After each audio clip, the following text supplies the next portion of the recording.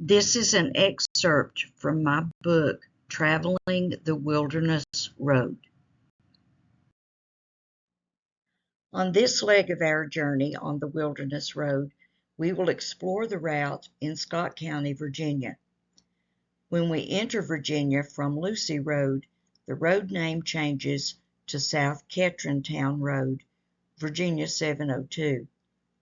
Stay on South Ketrontown Road for 0.5 of a mile, then turn left onto East Carter's Valley Road, Virginia 704.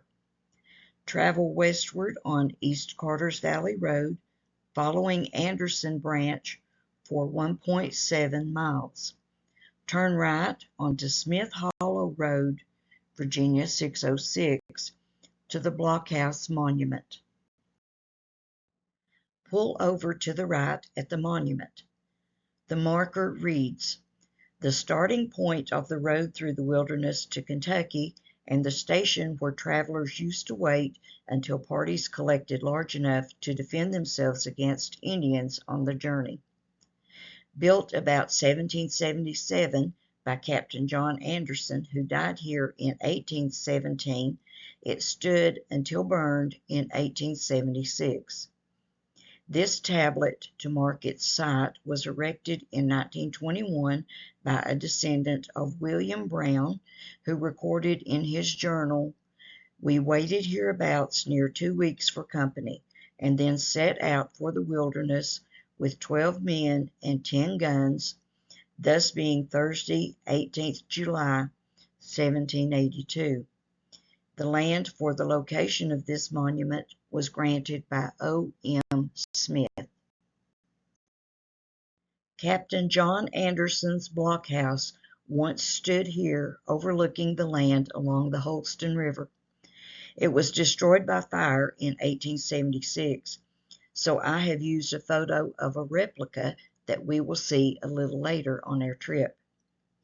Other than the forts that were scattered in the area, most of which were abandoned during the peak of the Indian hostilities, the blockhouse was the safest shelter for pioneers migrating to Kentucky. At the time of Anderson's arrival, this was the western edge of settlement. The purpose of the blockhouse was to prevent the Indians from entering the Holston settlements. The blockhouse's construction was different from ordinary log homes of that time. The squared logs fit tightly upon each other, so there was no space between them where a rifle could be placed. Indians often set fire to log cabins in order to burn out its residents. The blockhouse's second floor extended past the lower story. Portholes were located in the floor of the upper story so the occupants could shoot downward at their attackers. There are conflicting reports regarding the date the blockhouse was constructed. We will leave that question to the historians. We know from journals of the area that the blockhouse was an important frontier landmark and served as a gathering place for hundreds of pioneers traveling the Wilderness Road.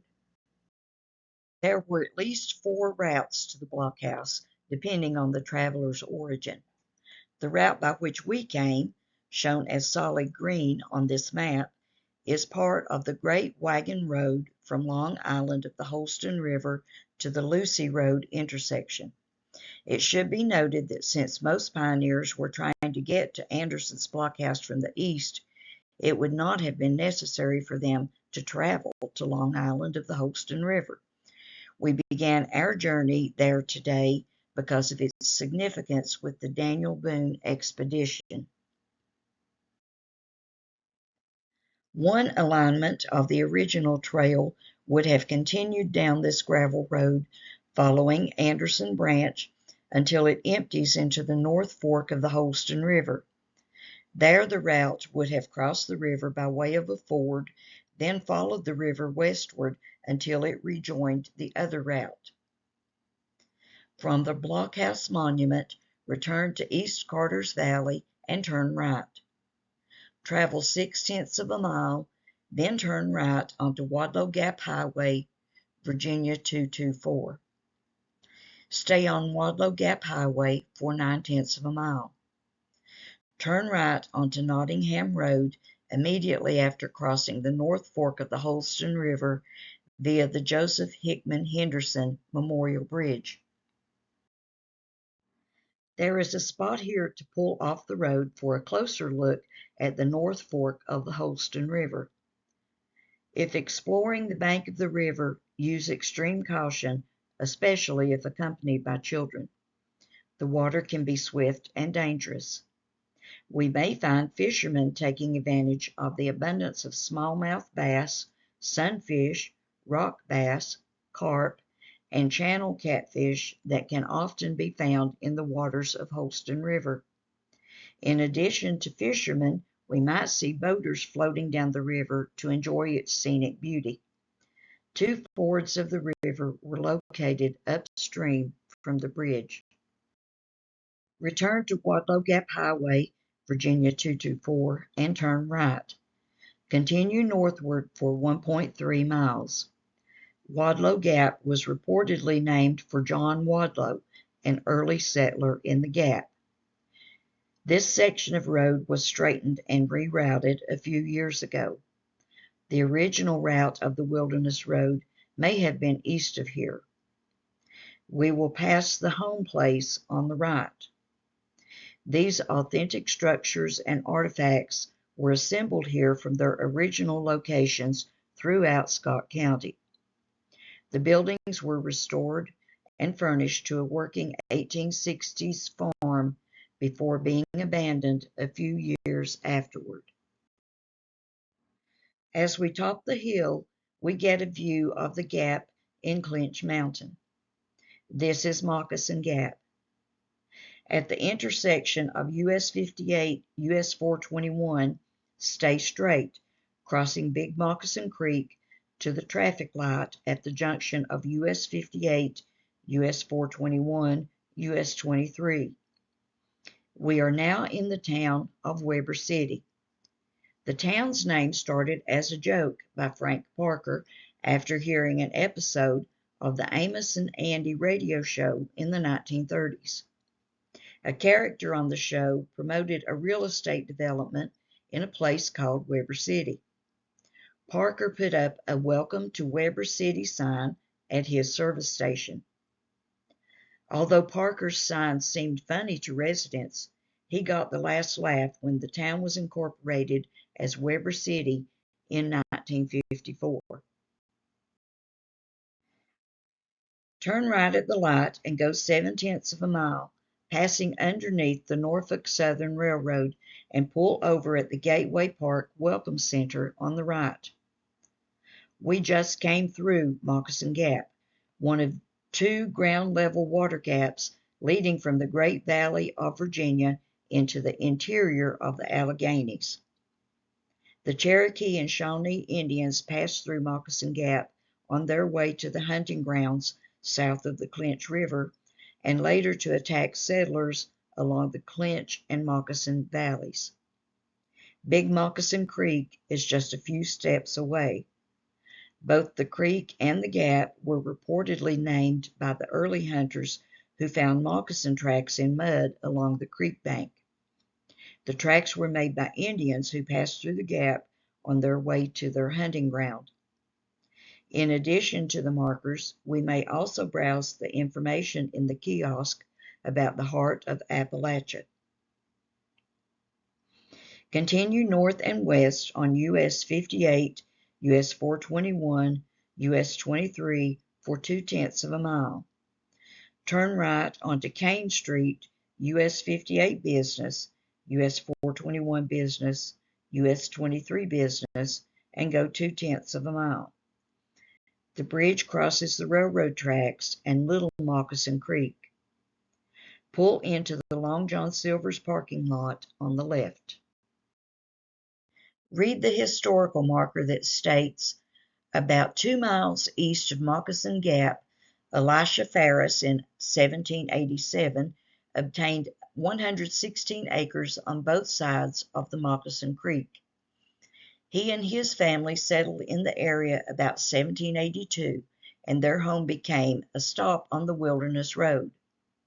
On 26 August 1791, Bob Benj, also known as Chief Benj and Captain Bench, and other Native Americans raided the Ferris property and killed Elisha Ferris, his wife, and a couple other family members.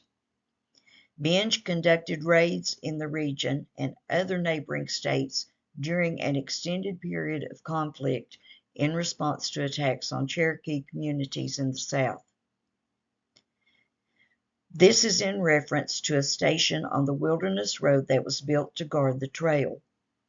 It was north of the school across the street. During the attack on August 26, 1791, Elisha Ferris was killed instantly. His wife Mary, his daughters Sally, Mary, and Nancy, and a young child were taken captive. All but Nancy Ferris were murdered the first day of their captivity. Continue on Kane Street for 1/2 mile. We'll pass Pal's Fast Food on the left. The building is unmistakable. They serve breakfast, but their specialties are hamburgers, which they call the Big Pal, Frenchy fries, and sweet tea. Turn left onto Jackson Street to stay on US 58 Business, US 421 Business, US 23 Business. This town might look familiar. It was the location for part of the filming of the movie The River with Sissy Spacek and Mel Gibson. Travel on Jackson Street for 1/10 of a mile. Jackson Street was named for General Andrew Jackson, who had received fame in the War of 1812. The Scott County Courthouse is on the right. Parking may be an issue depending on which day of the week we visit. The earliest portion was built in 1829. Gate City is the county seat of Scott County. Originally called Winfield in honor of General Winfield Scott, a hero of the War of 1812 and for whom Scott County is named, the name was changed to Estelville to honor Judge Benjamin Estel. It was then changed to Gate City in 1886 because nearby Moccasin Gap was the gateway to Kentucky and the West.